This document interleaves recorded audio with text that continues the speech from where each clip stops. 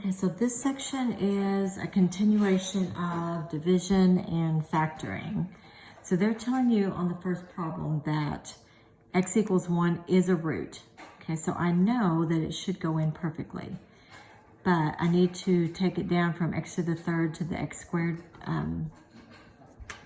polynomial, and that's what's going to happen here. So that's going to be 1, -2, -11, and 12. So bring down your 1, then add this up. Okay, so it should equal 0. If they do tell you absolutely it's a root and it doesn't equal 0, then you made a mistake somewhere here. So this was x squared, or x to the third. So my next term down would be x to the third would be x squared, sorry. So you don't have to write the 1 in front. So this is just really x squared minus x minus 12. Okay, so what we haven't had happen so far, so we've used polynomial division, did that. The factor theorem, so that means that that goes in and leaves behind a polynomial. And then we have to factor one more time.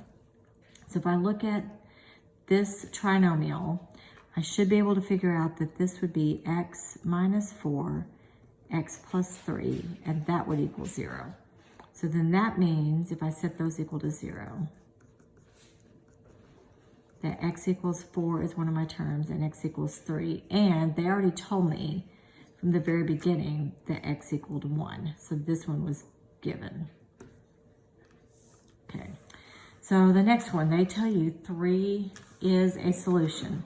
So I'm going to use that 3 to take my third degree polynomial down to a second degree polynomial.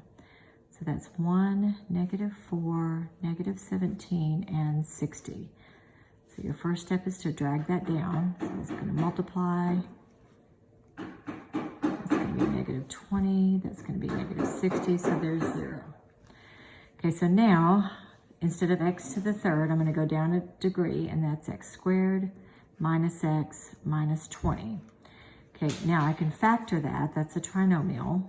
So I can factor that as x minus 5, x plus 4. Set both of those equal to 0, and that would mean x equals 5 and x equals -4. And we had given from the very beginning that x equaled 3.